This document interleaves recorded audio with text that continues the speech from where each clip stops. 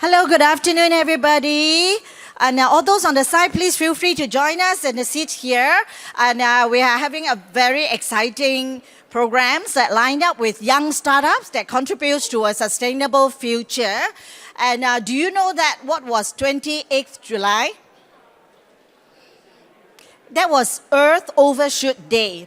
That means this year's budget for natural resources has been exhausted. And we are all living on OD for, the natural resource budget. So today what we are looking at is actually decarbonization is very important. That's why we are here at the World City Summit. Cities account for 70% of energy, global greenhouse gas emission. Building alone about 40%. And while building materials, as you can see, is 10%, building operation 27%. So in the building sector, what we feel is we are in the position to drive change. Whether you are in the industry or not, you live, work, and entertain and use building. And people spend 90% of their time indoor. So how you use your building is very important. And for CDL, we are very honored to have actually started the green journey more than 2 decades ago. And we are headquarters in Singapore, but we have presence in 29 countries and regions. We build home, commercial property, and I have the honors to have started the sustainability journey since 1995 with the corporate ethos of conserving as we construct. So this is what we actually believe in, that we shape our buildings, but afterwards, actually, our buildings shape us. Whether you can work with the peace of mind, with good air quality, with productivities and efficiency is very important. Especially after COVID, we all learned that the health of our planet, built environment, people and businesses and economies is interconnected and interdependent. So we have to build spaces for people that it is sustainable, not just environmentally, but also financially and socially. And it has to be a space that it is good for people and good for your business as well. And we also look at Race to Zero. And at Glasgow last year, COP26, everybody is talking about Race to Zero. And why is this campaign suddenly, gained so much momentum? Because the world really have learned that we need a healthy planet for healthy people and for business to thrive. So that's why for Race to Zero now, we have garnered support of, cities, countries, investors that collectively represent 91% of global GDP. And they are the people who is going to drive change, and so are all of us here and across borders and sectors. And today we are very, very excited to have young people start up. They can make a difference and they can come up with really exciting ideas. And we have actually 5 of them. And in fact, 3 of them, Lester, Gus Paint, Jeremy and JJ from Rehyven and Simply Good, we have featured them in 2020. On virtually. And we were a bit worried for startup during COVID lockdown, whether they can, survive. But listen to their story afterwards, how resilient they are and how good their business has grown, and but a lot of hard work. So we are, as private sector, as businesses, we want to provide a space for them to grow and to support them, not just about writing check, but also see how we can help them to access to funding and also market as well. So give them the business, give them the support. And of course, we have 2 new startups that Associate Professor Tan Mei Chi, very exciting. We're all talking about carbon footprint. And definitely she is coming up, 3 and 2 partners actually from SUTD, coming up with something very exciting to absorb carbon from the air. So that really provides us with really hope that we can really decarbonize. And last but not least, we have Matthew, who is actually a medical student and who is actually a winner of our recent SDG Open Hack. And we give opportunity to young students to shine, to dream, and turn dream into reality. And every big invention, big, successful business all start with a dream. And today, the first one to come out to share the success story is Lester, the founder of Gush Paint. Listen to how Gush Paint, what sort of magic can they do is actually air purifying and also good for health and the climate. And over to you now, Lester. Thank you. Thank you, Esther. Good afternoon, everyone. My name is Lester. I'm the co-founder and CEO of Gush, and I'm very excited to be here today to share how, as a young company, as a young startup, we can transform cities and make it more sustainable. So Gush develops sustainable building materials that supercharges the surfaces around us. And the animating force and the purpose behind why we do what we do is really to empower all to leave the world a sustainably better place than how we have found it. So sustainability sits very, very squarely at our core, and a common thread of fidelity across all the products we develop is all that it doesn't pollute, it doesn't add, instead it subtracts and it restores. And the idea is then to be a force for both corporate as well as global change. Our key problem that we wanted to solve is really indoor air pollution, which we see that can be 3 to 5 times worse than outdoor air pollution. And this is a massive problem when we spend about 90% of our time indoors. So indoor air pollution is due to a few things. Your traditional building materials, your traditional adhesives, paints, and laminates drastically increase occupant exposure to VOCs, otherwise known as volatile organic compounds. The fact that we live here in such a high humidity and high temperature environment also increases our prevalence of mold issues.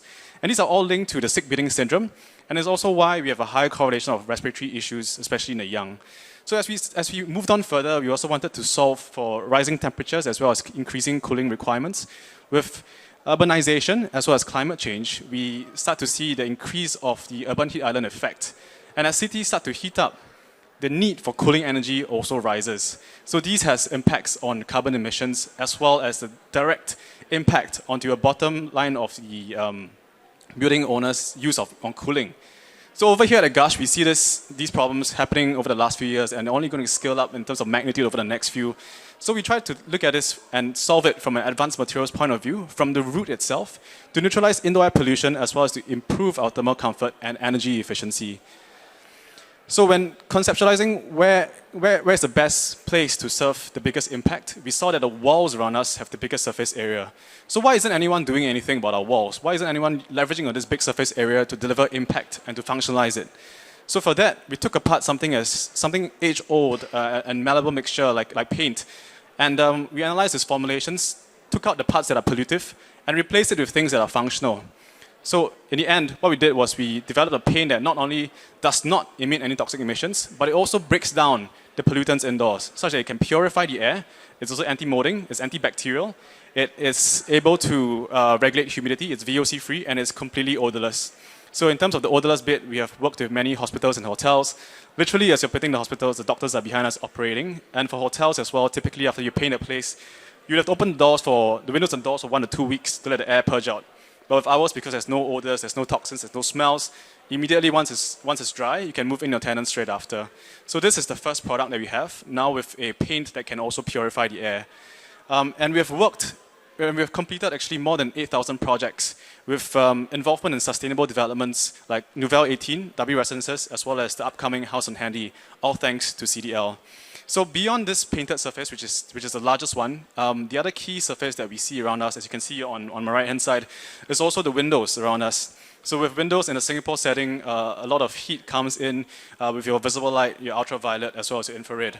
So essentially what we want is the visible light to pass through, but you want to block out the ultraviolet and the infrared, which carries most of the heat, and also causes degradation, discoloration, and so on. So what we've done is we developed an anti-thermal additive, extruded it in films, and now that is able to allow all the visible light to pass through while rejecting most of the UV as well as the infrared. So the key difference between us and our competitors is that for them to reject the same amount of heat, it has to be tinted. Ours is almost completely transparent. We've done the same with the exterior walls around us. We've also imbued the additive within the exterior paint itself. And we've really achieved global highs of being able to reflect up to 92% of our solar reflectance, thereby reducing the thermal energy that transmits indoors. And when we did the test with BCA Skylab, we were able to quantify the energy efficiency improvements. We were able to show that the films can reduce 14.45% of your cooling energy consumption, and the exterior paints 11.6% of your cooling energy consumption. So used holistically, this actually provides a strong solution against the rising urban heat island effect. And of course, with that, we've also worked with developers who truly care about the occupants' thermal comfort and energy efficiency. We've piloted this with CDL's Republic Plaza, and we've used the films, which provided a strong solution against the heat from the western sun, while maintaining the beautiful views that we originally intended. So with that, the idea behind Gush and all the solutions is really to change the world one surface at a time. Thank you. Wow, how fantastic it is. It's like putting sunblock when you go out. So we are actually putting sunblock on the windows, which actually can help to improve the thermal comfort as well. And that will also reduce the reliance on air condition. So Lester, somehow you make it like so good to be true, you know. And I'm sure that along your journey, you have also faced some challenges. Maybe you want to share with, you know, the audience or some aspiring startup that what have been the challenges and how did you actually overcome them? I think one key challenge that we have as a materials company, starting off with paints, is that there are so many incumbents in the market. There are so many players that have been around for the longest time. And of course, when you think about paints, there are a few names you think of immediately. So that is one of the key challenges we have. How then do we change the mindset? How then do we educate people that there are materials that could actually work for them, that can actually power the surfaces around you? So from that standpoint, a lot of messaging has to be done. Thanks to CDL also, we managed to pilot this in many different projects. And we're able to prove to the occupants, able to prove to the homeowners that this can work and this exists. So what could be the barrier? I mean, of course, consumers are very concerned about pricing and availability and all that, and also durability. So what can you address all these concerns? And I also want to give you a wish list. Now you showed us some of the private property. What will be your next target, giving you a wish? And we all know that Singapore, more than 80% of our population stay in HDB flats. So would that be your market? To answer the first question about barriers, I think right now, just for everyone to understand, even despite all the features that we have so far, our pricing is actually competitive when compared to the premium tier of paints in the market. So that mental barrier is the first challenge that we got to overcome. And I say you're absolutely right. HDB is the biggest developer here in Singapore, and we are currently in talks. And it's also a very hard thing to note that as an organization, HDB is quite forward-looking in their interest to pilot new sustainable technologies in the developments as well. And I think that is the embodiment of the Singapore spirit, to think always long-term. Great. So what's next in your business plan? Singapore is a very small market. So what is on the plate now to expand and grow your business? For us, Singapore is our home base. We love Singapore. But of course, we definitely want to expand overseas. And we've been around for the last 5 years now, and we're currently on the cusp of global expansion. We already have headway being made into the US, into China, into Hong Kong, and the Middle East. And we definitely, if anybody wants to talk after this, we are so happy to collaborate. It is, after all, our mission to change the world one surface at a time. Wonderful. So Gush Paint has a booth inside the expo area. So if you want to have a conversation, please feel free to connect. And thank you so much, Lester. Okay, thank you. The next slide, please. Okay, the next one who are coming to join us is actually Associate Professor Tan. She called herself MC. So I said that, well, in order not to remember her fondly, I will just call her Mei Chi. And she and a few other partners have come up with this very exciting, initiative and technology. And like the tagline say, every carbon bit counts. For us as business, in order to work towards net zero, every kilowatt hour count for us. So now I would like to invite Mei Chi to talk about how she can actually come up with solutions that can absorb carbon from the air and help us to green our urban, built environment. Thank you. Okay, thank you, Esther. So thanks everyone again also for taking your time today to listen to our ambitious vision of how we are going to reduce the carbon dioxide emissions in any urban city one bit at a time. All right, so basically, in the very first place, we have heard a lot about carbon capture activities in general, right?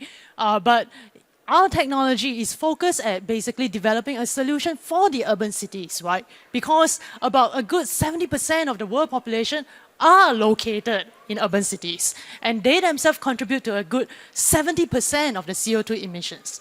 Now, what is this 70% of CO2 emissions? It comes to a crazy looking number, right? We can easily say it's 2,400 gigatons. But how much is a gigaton? There's a number of zeros that follow behind it.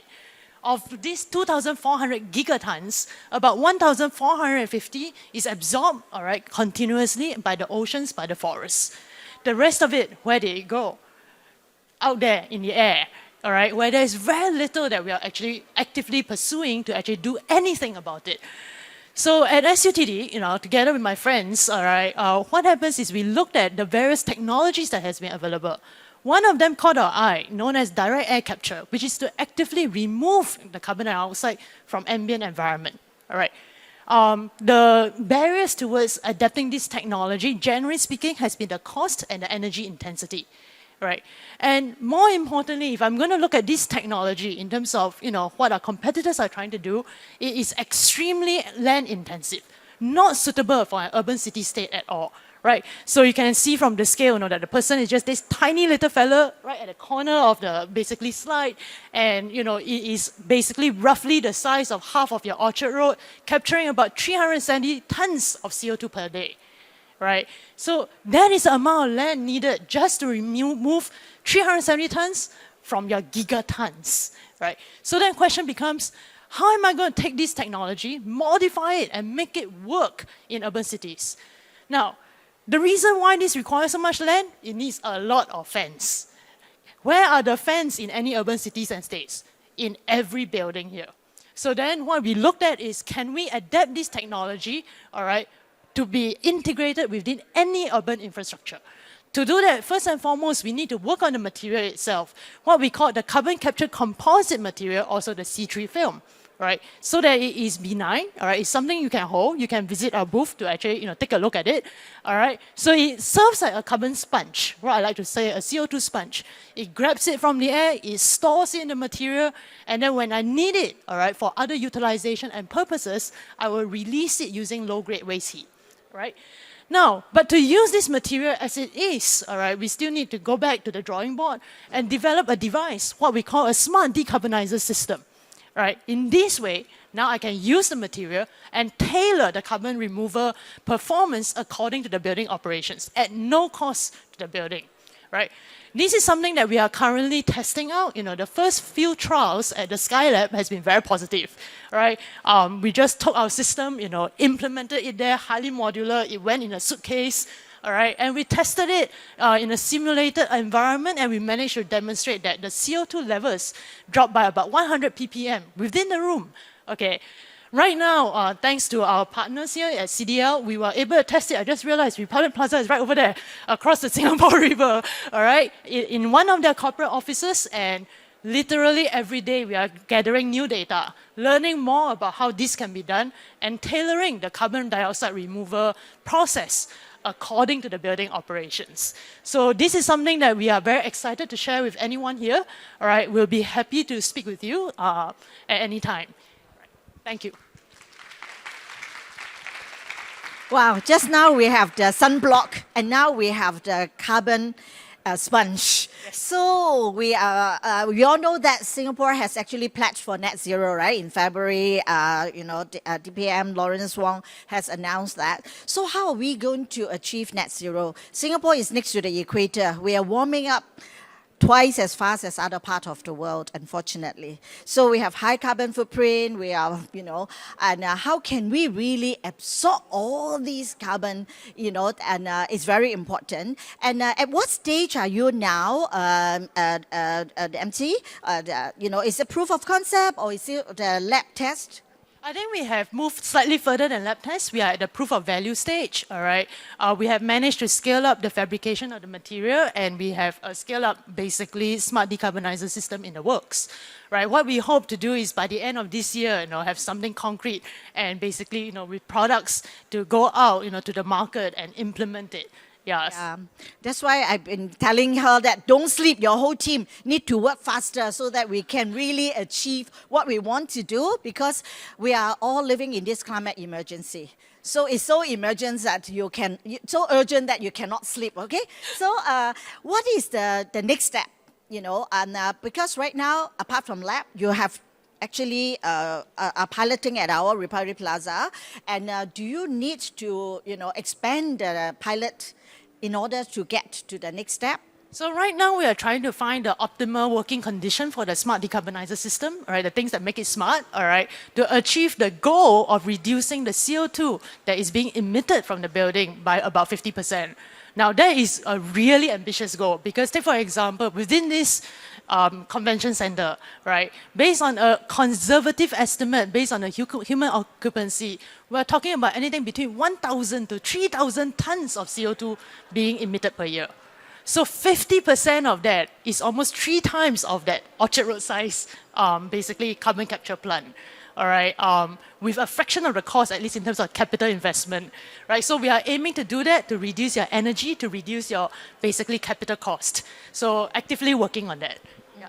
Well, I'm not an engineer, but this is really very, very exciting. Yes. So this DAC technology, apart from absorbing carbon, does it help to also improve thermal comfort as well, or does it do any other things that improve the comfort of our building users? Yeah, so this is something that we are basically very interested and keen to collaborate and continue research on.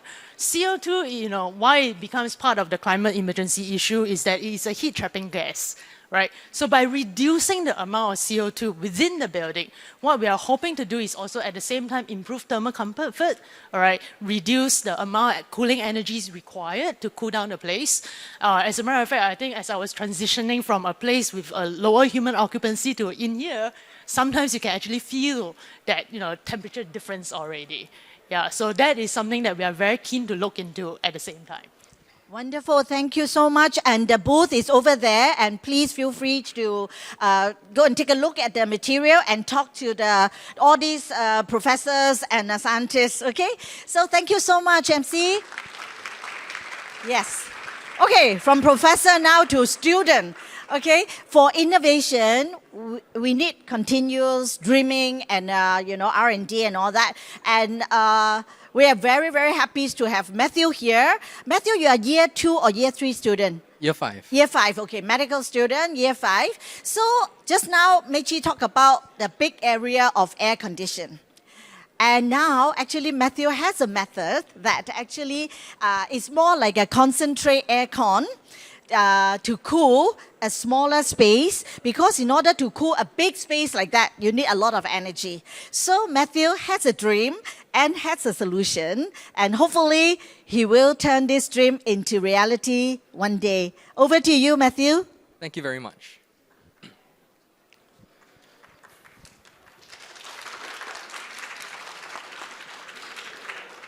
Good afternoon. I'm Matthew, and I'm proud to present to you Igloo, our alternative to air conditioning.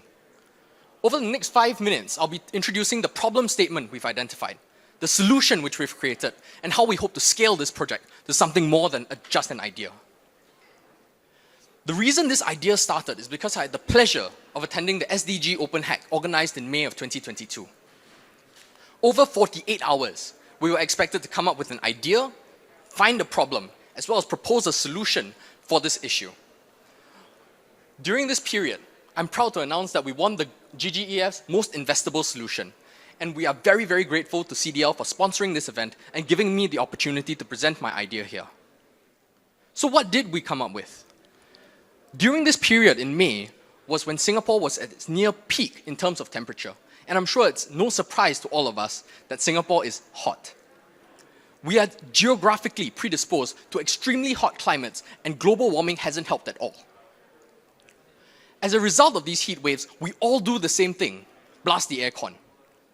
And of course, even though the aircon remains cool, business is booming for aircon retailers. And it is no surprise that 40% of our household electricity bill is spent purely on cooling. And it's paradoxical that in our pursuit of cooling, we only exacerbate the root problem. If you think about it, the most common use case of an air conditioning is to turn it on at night before you sleep, like I'm sure many of you do here. But that's really inefficient. If I'm only going to sleep on a bed, why does the entire room have to be cool? Only the surface has to be. In fact, if we maximize the surface area to body ratio, which is exposed, we can achieve the similar, if not lower core body temperatures at a much more sustainable and energy efficient approach. In view of this, we actually look to medical technology for inspiration, where we know that there are devices that circulate cold water around joints to deal with inflammation. And with this proposal, we came up with our first prototype. It's extremely early stage, but it shows what we want to show. On the right, you have an insulated ice box, which stores a reservoir of ice water kept by inserted by the user. This then circulates around a mattress, which for the sake of our hackathon as well as this demonstration, we are simulating with a pillow. The ice water flows through these insulated tubes and circulates through the pads to rapidly cool down the surface and provide a cool surface for the user to sleep in. Simultaneously, we add an additional gel layer on top to protect the user from any ice burns, as well as maintain temperature stability. So how does this compare to a traditional aircon? The idea makes sense, but I believe that sustainability needs to be driven by finances as well as what will make sense to the user. And I'm proud to say that the Igloo completely decimates the aircon. Instead of 1,000 to 2,000 watts, you're only looking at 3 to 5 watts to slowly circulate the water around. More than that, for price-sensitive buyers, instead of the $2,000 to $4,000 cost of installation, our earliest prototype built cost us less than $100. Furthermore, there are no regular servicing or maintenance costs required for the Igloo. And ultimately, not only have we created something which is environmentally friendly and sustainable, but we also appeal to we use efficiency to appeal to price-sensitive buyers. The Igloo is not some sustainable alternative. It is a superior product, and we intend to push it as such. But of course, this is all very early. But even then, looking forward, we know that there's limitless scaling. We live in a very, very warm part of the world, and expansion into Southeast Asia is something which we've always looked forward to. The duo of rising temperatures as well as incomes in the region allow us to capitalize on an absolutely enormous target market. Furthermore, there's limitless expansion into other verticals. Furniture, chairs, beds. These are all possibilities which we hope to explore, because the global demand for air conditioning is not stopping and is going to triple by 2050. In fact, 10 new aircons are going to be sold every second for the next 30 years. In conclusion, global warming's rising temperatures have created uncomfortable climates all around the world, but the solution cannot be part of the problem. I propose to you Igloo, an environmentally sustainable approach to air conditioning to achieve similar levels of comfort with lower upfront and recurring costs. So what do you think? Radical idea? Probably. But more radical than that is our ambition in our race to net zero. And radical ambitions require radical solutions. And I cannot be more proud to share the stage with fellow innovators and people who have supported me in my pursuit of achieving sustainability for the next generation. Thank you. Thank you, Matthew. So one day, do you think I can wear a dress that with built-in aircon inside? I certainly hope so. Yeah, so never say never, right? That is the whole spirit of entrepreneur. So just ask a personal question. You are a medical student. So when you graduate, will this be your career, or you want to be a very, have your career as a doctor, very stable and very steady and all that. But entrepreneur, there's ups and downs, and you need to be really resilient. Yeah. So what is your choice? I think it's fascinating because to peer into the world of entrepreneurship while simultaneously being in medicine is like two completely different worlds. In medicine, you focus on practicality and unifying principles which have been described for centuries. We're talking about 300 BC Hippocrates describing the same signs of meningitis, which I just learned last week. Entrepreneurship, that all goes out the window. You're talking about uncertainty, you're talking about unpredictability. But on the other hand, while the medical unifying principles give me structure and stability in my life, I've always craved the unpredictability of innovation. When I was younger, back in 2018, we met this patient with a spinal cord injury. He had trouble writing, and then he explained his problem to me, and we wanted to provide something for him which would possibly help. We 3D printed this really flimsy, really terrible product, and I still remember standing outside his house in a literal cardboard box and handed it to him. And after he used it, he wanted to keep it. What this taught me was that innovation was something different. I craved it ever since, because a naive medical student with nothing more than a cardboard box and sparkle in his eyes can have the ability to change the world. And that's something which I hope will continue in the future. Very good, Matthew. But in the real world, when you need to market a product, it's not so simple. You need not just the branding, but the packaging and, the, unique selling point, because you are talking to a consumer who have to pay for your product. So it cannot look something that it is too raw. What will be, your plan to proceed with this idea? So, like I previously said, my background is actually in medical technology, and this is something very new to me. And while medical technology requires a lot of stringent manufacturing as well as licenses before you can even dare to give it to a patient, consumer technology is something very different. And I'm a very strong proponent of the lean startup method. I cannot peer into the mind of the consumer. That is something for people who are far more talented and brilliant than me. But I can give something to the consumer and ask them what they think, collect feedback, and continuously create new prototypes which better cater to the user's needs. We hope to launch this product by building a minimum viable product, giving it to consumers, conducting user feedback, and then building it again, and over and over and over again until we are satisfied that we have provided something which the user finds benefit in. Like I said, our design philosophy is not to create some sustainable product which comes with many side effects of increased financial costs or lack of efficiency. We want to create a superior user experience which happens to be sustainable, because that is what's going to take over the world. Yes, indeed. We go for simplicity rather than, luxurious, packaging that half of the become waste in the ocean. Thank you so much, Matthew. And, sustainability can be pretty also.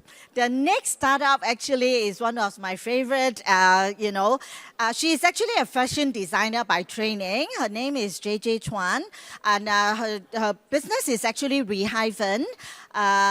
What she has learned is actually turn waste into beautiful product. And for those in the audience, except for the youngest one, do you know what is cassette tape? Some of you know, right? So cassette tape are also plastic.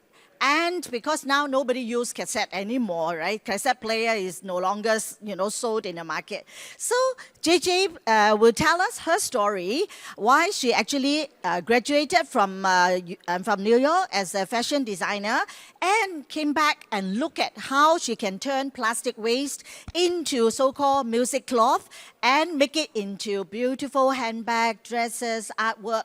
And during COVID, nothing can stop her. You don't look at her so mild and gentle. She has a really resilient, strength in her, and she has grown her business during COVID. And over to you now, Gigi. Thank you, Esther. Thank you. So, good evening, everyone. I'm the founder of Rehyphen, JJ Chuan. So, in Rehyphen, we specialize collecting cassette tapes. And we weave these into pieces of cloth. We call it music cloth, as an effort to reduce and eliminate plastic waste while giving the product a new life. So in 2020, our music cloth has been collected as a museum collections by Red Dot Design Museum, Xiamen in China. So let's have a sneak peek on how we weave our cassette tapes.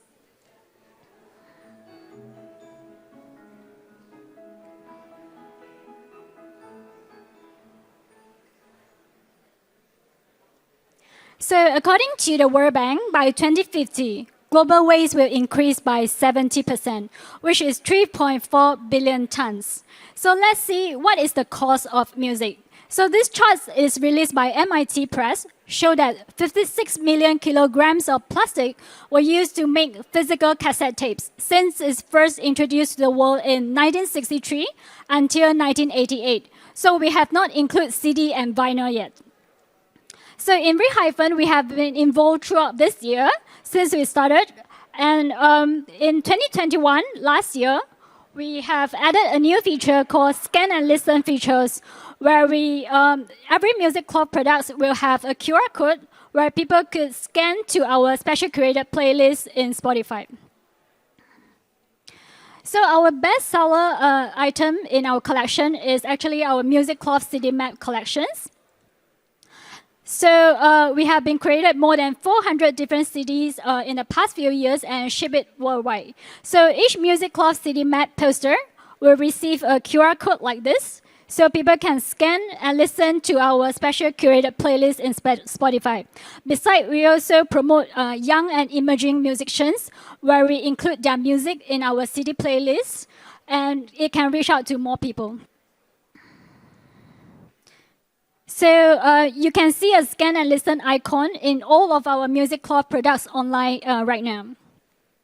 So beside our CD map collections, we also have a wide range of Music Club products, from fashion accessories like our Music Club clutch bag to lifestyle products and stationery products.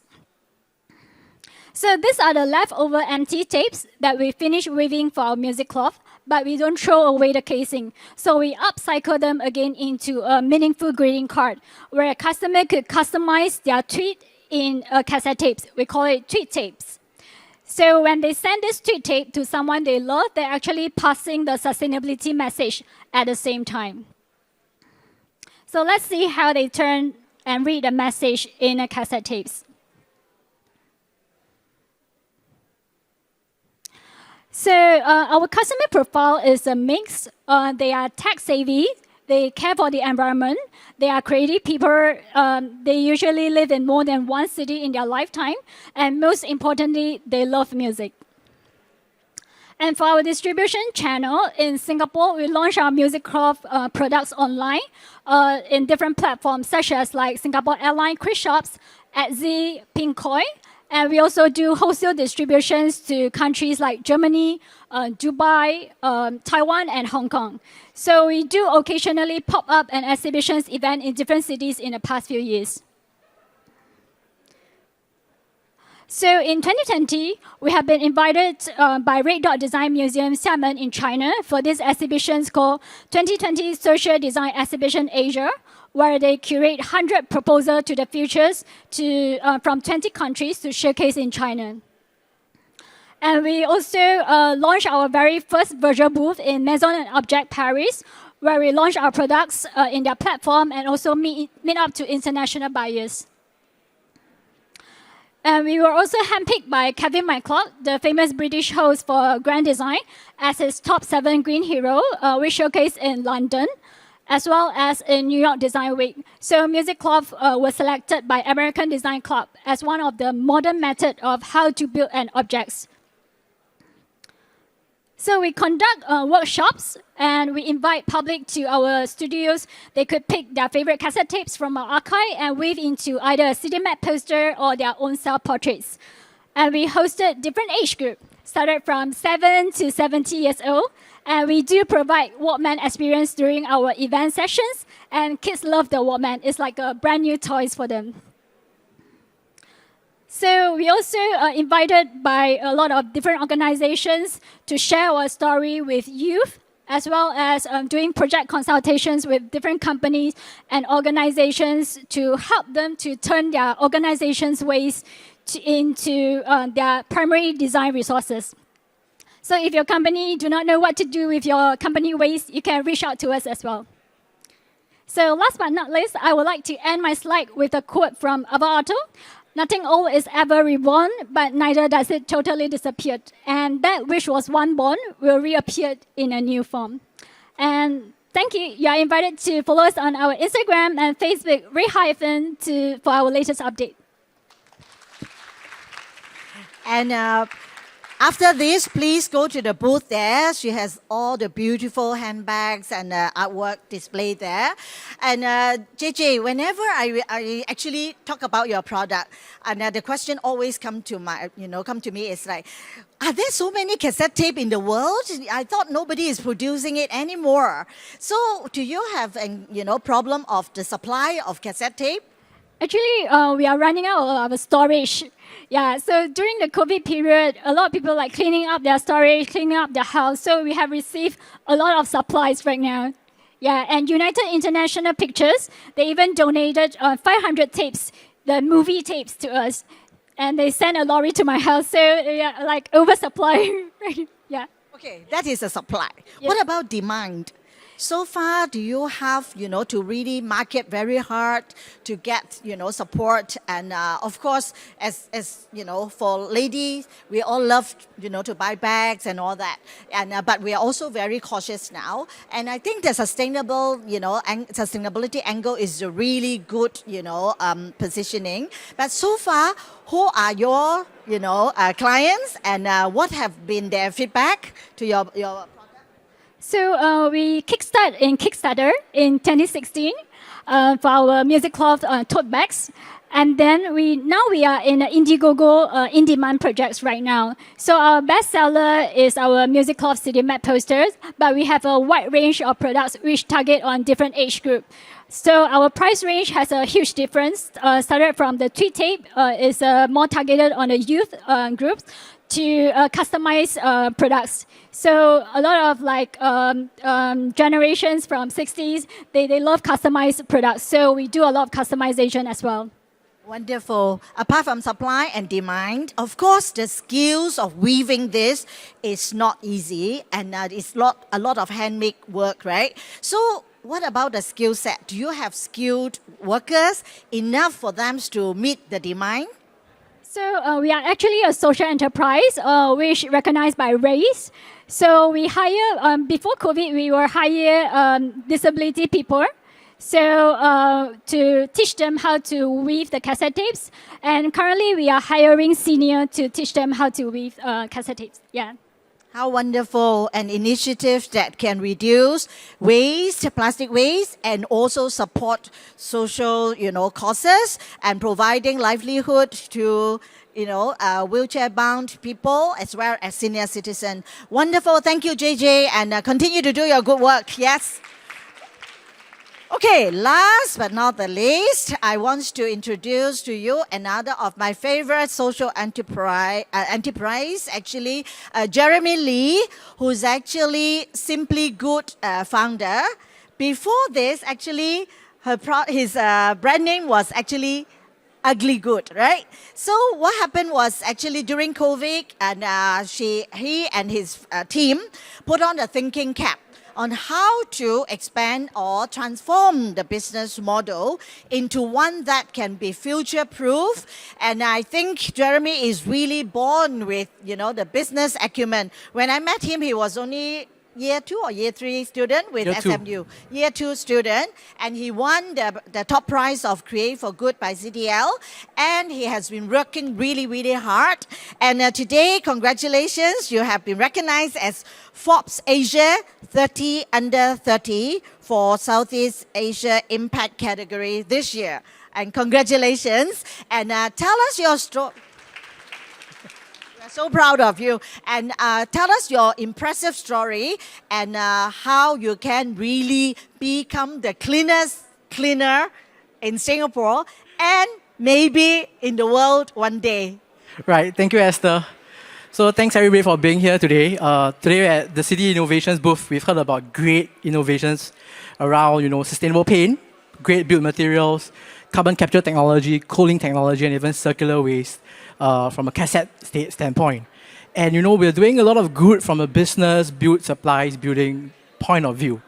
But when we talk about sustainability, we're talking about the entire ecosystem, from business to governments, right down to individuals. Consumers like you and myself have a very great part to play in sustainability. And if you think that, what can one person contribute to the impact of the planet, if you multiply it by everybody, and that's where the consumer market is very interesting for us. So what is Simply Good? I'm Jeremy, I'm the founder and CEO of Simply Good. We are essentially a sustainable home care startup. As Esther mentioned earlier on, we aim to provide the cleanest cleaner to your doorstep. And how are we doing it? So actually in my hand, I'm carrying actually a Simply Good tablet, if you see here. It's this little dehydrated, unappealing tablet, but it's actually going to cut a lot of carbon emissions and save a lot of single-use plastics. And that's what we plan to do in the home care industry. So if you look at the supply chain carbon emissions, around 80% of the greenhouse gases are actually accounted from there. And a lot of traditional FMCG companies are actually currently producing in a format that's very traditional, not so sustainable. And if you realize, we also realize there's huge amounts of single-use plastics are actually being generated in the FMCG industry.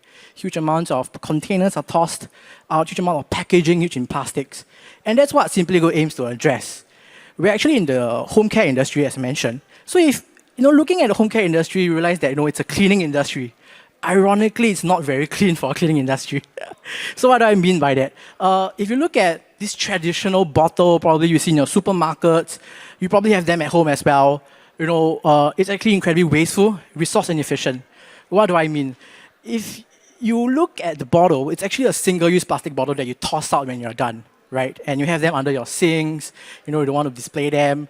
And within the formulations, it contains 96% water. Essentially, what we are paying for most of the time is a plastic bottle filled up with water, transported to the supermarket shelves, and then transported to your house. It's hugely carbon and cost inefficient. And that's what we aim to address at Simply Good. We want to provide you with what's only ever needed for cleaning. Don't pay for water, don't pay for plastic, pay for only the active ingredient that you need, which is just the cleaning solution. How are we doing that? We allow consumers to reuse the bottles that you already have, or Simply Good Forever recycled bottle. Stop transporting water, use the water you have at home, fill it with water, drop the Simply Good the cleaning tablet in, you make a 500 ml cleaning solution. As such, we are trying to reinvent the way you clean your home for the better. So maybe just quickly show you how the Simply Good cleaning tablet works.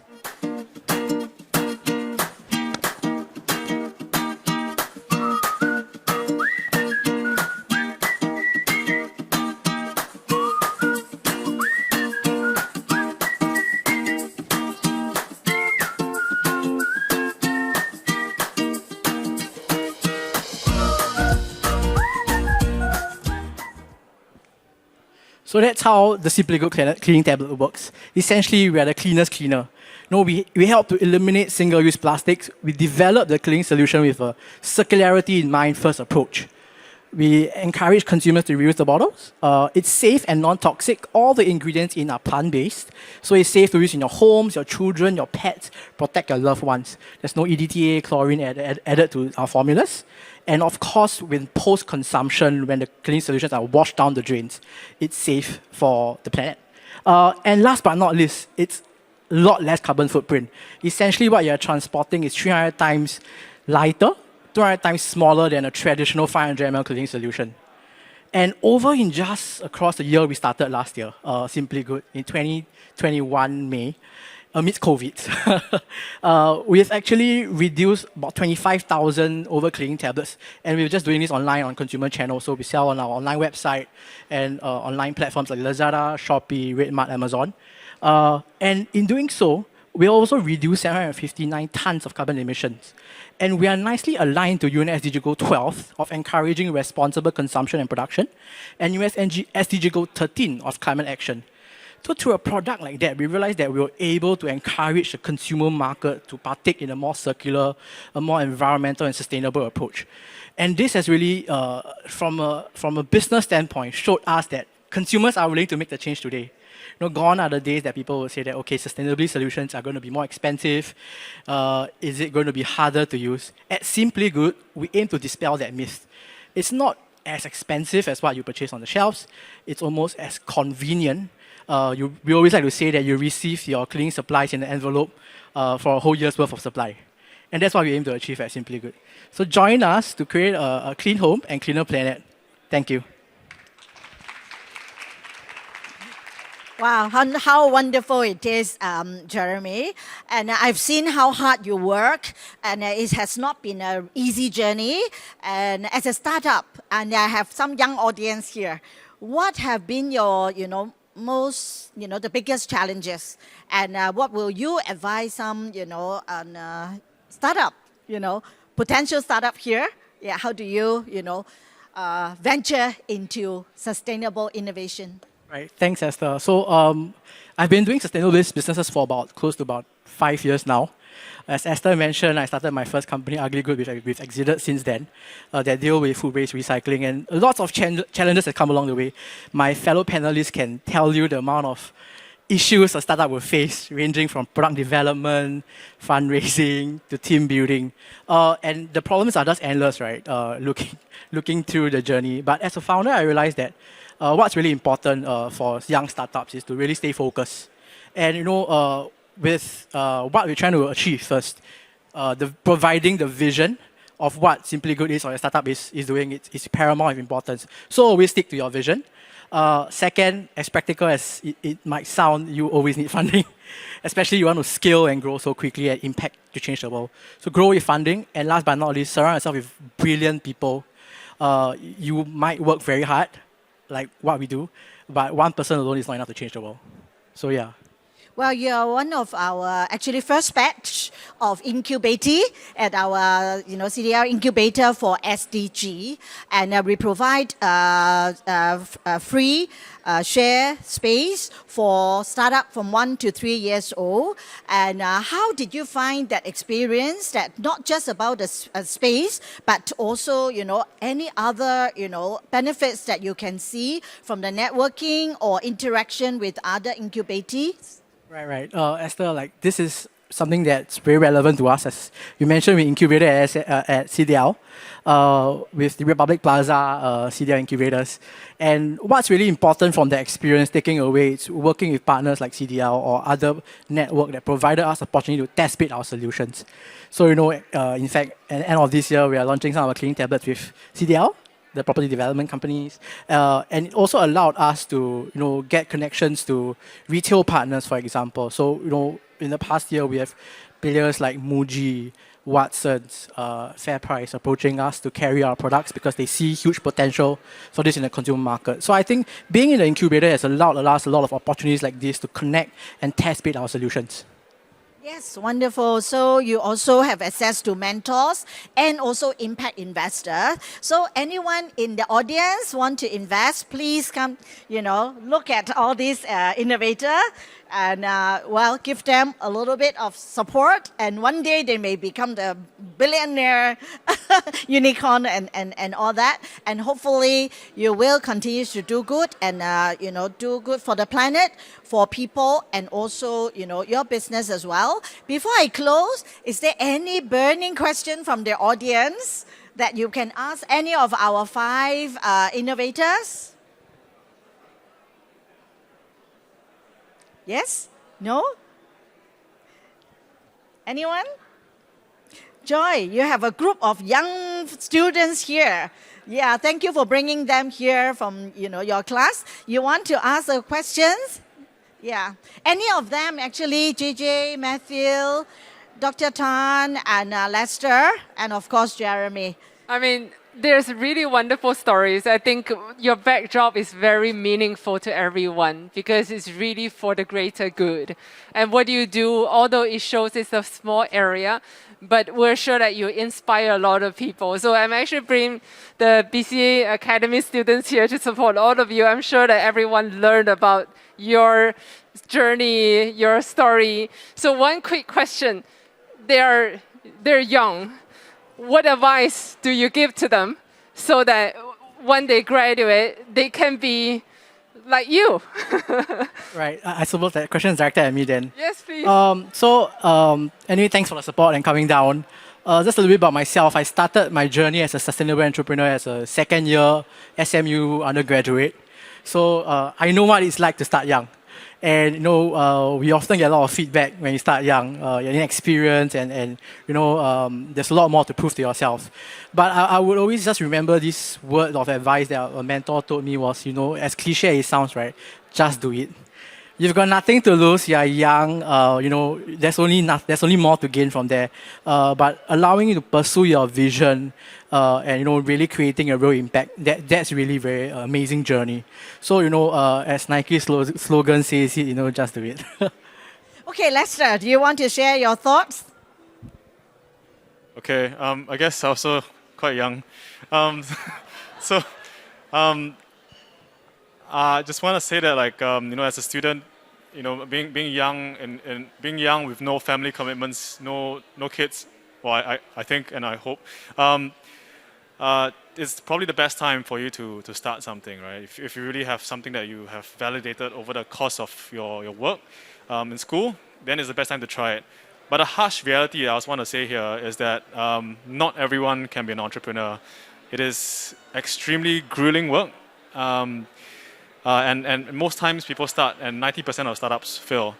So just have that in the back of your mind, understand that that's a possibility, and know that if that happens, it's okay, right? Because this is the way things are. Okay, JJ, as a successful entrepreneur, what were your advice for the youngsters?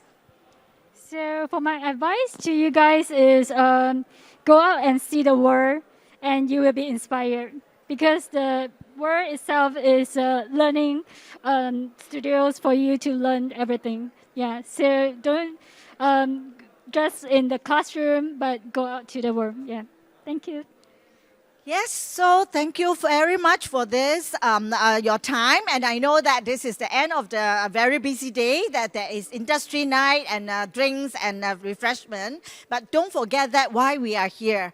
We want to build a cleaner, greener, and more sustainable future for everyone, not just our generation or your generation, but the future generation as well. And no dream is too small. It may sound cliche, but everything starts with a dream, whether it is an enterprise or a corporate person that we want to start. You know, like 27 years ago, all we started was 4 words: conserving as what as we construct. And today, it is more than relevant. And in fact, there is a strong business case that we can actually access to the fast-growing ESG funds and also sustainable finance to accelerate climate action for the greater good for the planet, people, and prosperity. And with that, thank you very much. And go and visit their booth as well. Thank you. Oh, there's a video. Please spare us 4 minutes.